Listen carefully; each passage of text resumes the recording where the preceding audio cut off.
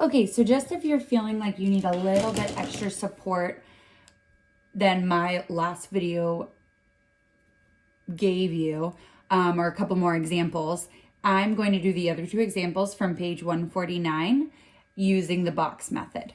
So example 2 is 6x squared minus 7x minus 5. So I'm going to follow the same steps. My first step is to take out the GCF. There is no GCF, so I'm just going to write down the polynomial. My second step is to draw my square. So it's my 2 by 2 square, and I've got my little lines outside. My third step is to put our first term in the upper right-hand corner, so 6x squared, and my last term in the bottom right-hand corner, so -5.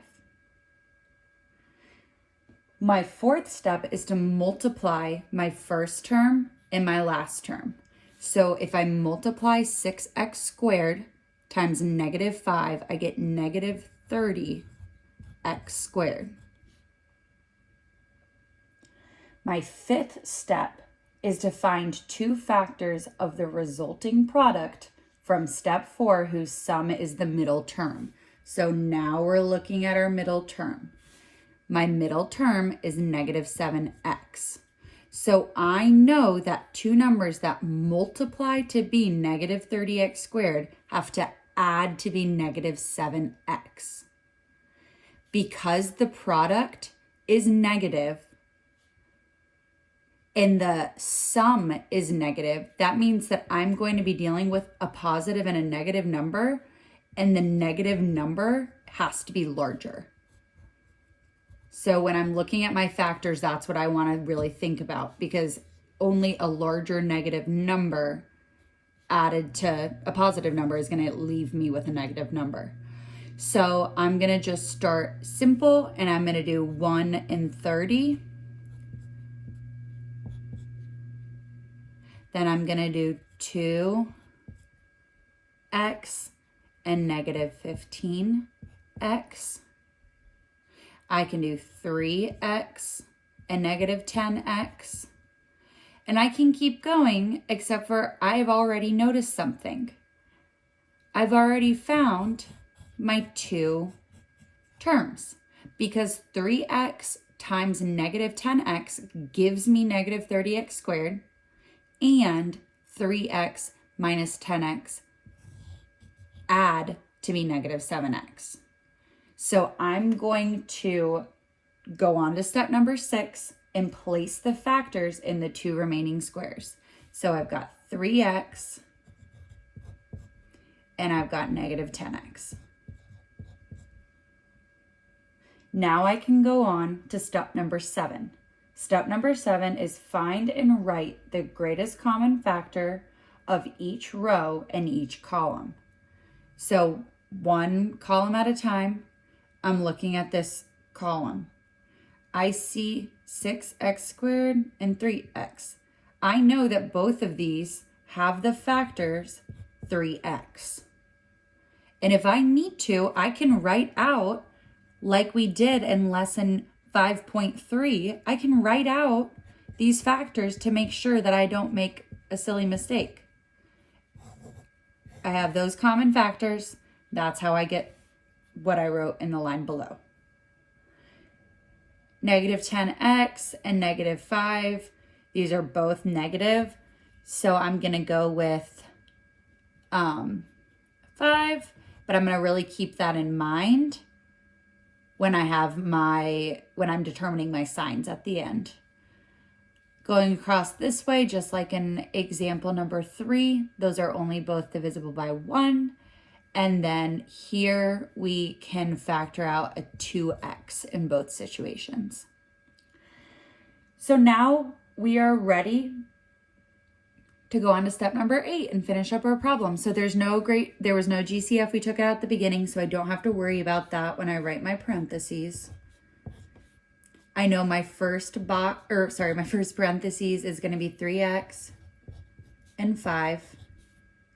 My second is going to be 2x and 1. And then I just need to think about the signs of each of these terms. So I know when I'm distributing out, 3x times 2x is 6x squared. So those either both need to be negative or they both need to be positive. I don't know yet. 3x times 1 is just 3x. And what I need to remember is that this 3x is my positive and this negative 10x is negative. So then we have our 5 times our 2x, which gives me the 10x. And we have 5 times 1, which is just 5. We know that this needs to be negative, this needs to be negative, and this needs to be positive. So I'm just going to use that information to fill this in. So I know 3x times 2x, x squared, okay? Those two need to be positive. So let's go with a positive here, and a positive here, and a positive here, and a negative here. Let's see if this works. 3x times 2x is a positive. 3x times 1 is a positive. Negative 5 times 2x is a negative. Negative 5 times 1 is negative. So I'm good to go. I got my signs right. 3x minus 5, 2x plus 1. And that is my answer.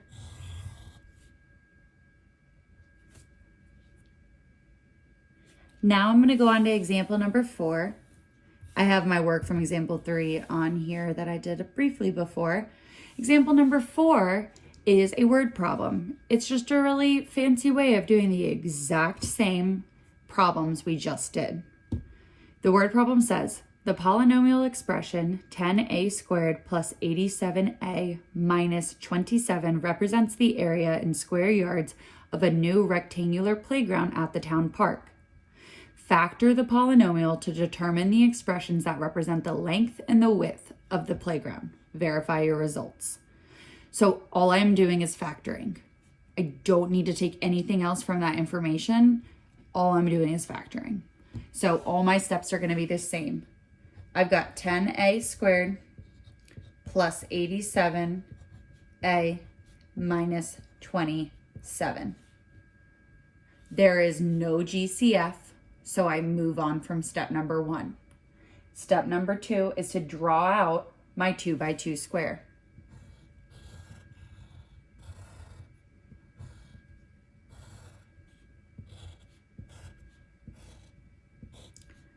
Step number 3 is to put the first term in the upper left corner and the last term in the lower right corner. So I have my first term and my last term. This first term goes into the upper left-hand corner. And then we've got our negative 27 because our last term goes in our lower right-hand corner.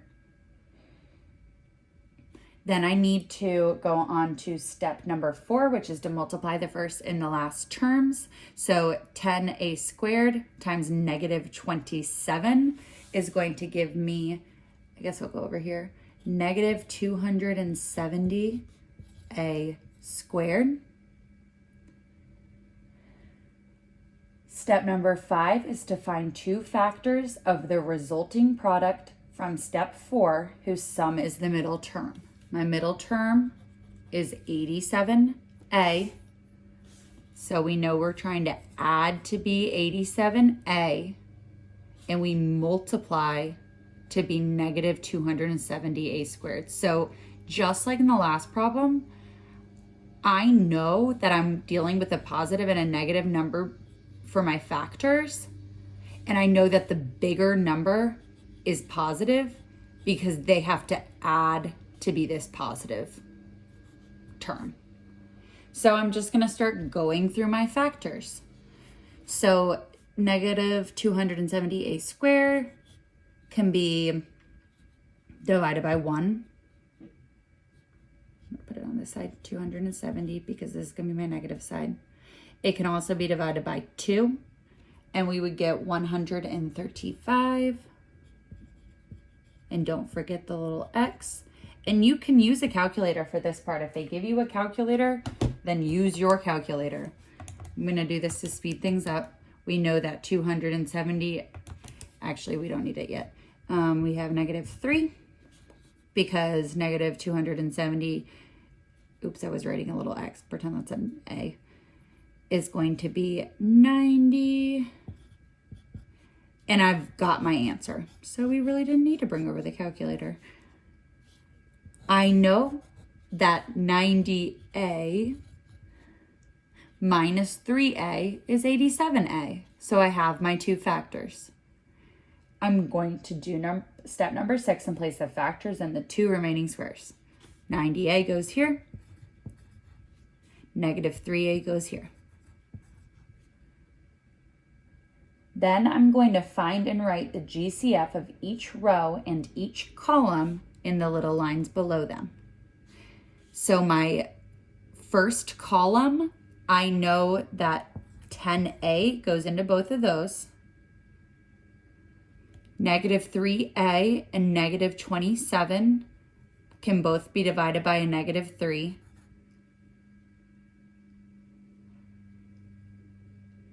$90A and -27 are both divisible by 9. And then 10A squared and -3A both are just divisible by an A. Now that I have this, and I know I put a little negative sign here, it's a lot easier when they just have it already. When both of these are negative, then you can pretty safely assume that this term is going to be negative. So now we're going back to our parentheses and we're filling in our terms.